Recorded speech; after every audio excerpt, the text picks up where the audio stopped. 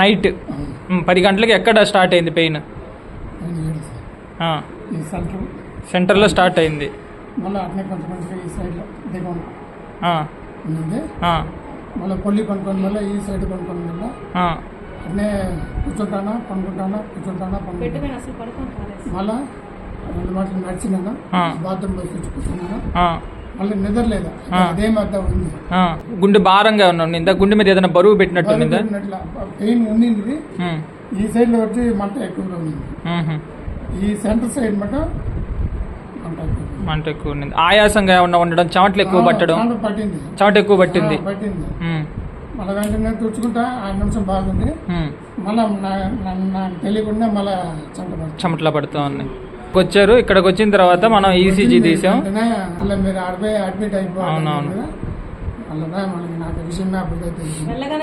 If chest pain occurs at exertion and resolved with rest, it is stable angina.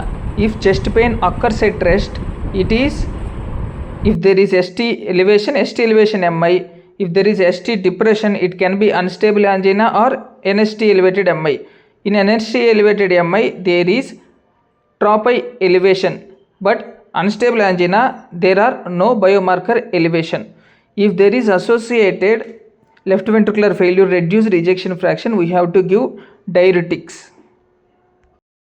Drop factor means the amount of drops which will be equivalent to 1 ml. On normal IV side it is written, you can see it's usually 20 drops equivalent to 1 ml.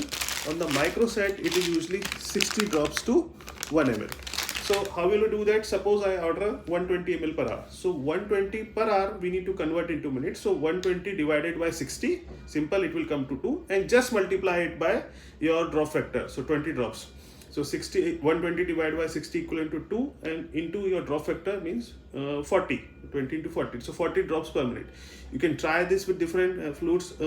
In this ECG, there is 3 mm ST depression following the exercise, which shows the stress test positive. Treatment include NTG 2.6 to 13 mg, 4 to 8 hours is the lasting action. Next, beta blockers, metoprolol, are contraindicated in asthma and irreversible airway obstruction and severe bradycardia. Metoprolol dose is 50 to 200 mg twice daily. Aspirin inhibitor of platelet aggregation 75 mg was given to prevent the clot, and contraindication to aspirin is GI bleeding, allergy or dyspepsia. Clopidogrel is 75 mg oral agent and provides similar benefits as aspirin, but it can be substituted for aspirin if aspirin causes the above side effects. In some cases we can combine the both, and prasugrel has more effective than clopidogrel, but increased risk of bleeding is there. Next, calcium channel blocker, amlodipine and beta blockers have complementary action on coronary blood supply. Verapamil should not be combined with beta blocker because of combined effect on heart rate and contractility. Other therapies include ACE inhibitors if there is diabetes or chronic angina pectoris or MI or chronic ischemic heart disease, it can be given. And ranolazine is another drug which is contraindicated in hepatic impairment and conditions which cause QTc prolongation and CP3A metabolism. Drug inhibitors. Treatment of congestive heart failure with ACE inhibitors and diuretic and digoxin reduces heart size, wall tension, myocardial oxygen demand, which helps control angina and ischemia. If symptoms and signs of heart failure are controlled, effort should be made to use beta blockers. Not low molecular weight heparin like enoxaparin is better than unfractionated heparin. So dose is 1 mg per kg every 12 hourly, minimum 2 to 8 days is required. Retiplase and tenecteplase are more effective than streptokinase at restoring full perfusion.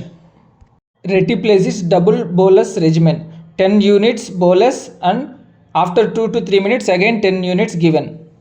Tenecteplase is single weight intravenous bolus of 0.53 mg per kg over 10 seconds.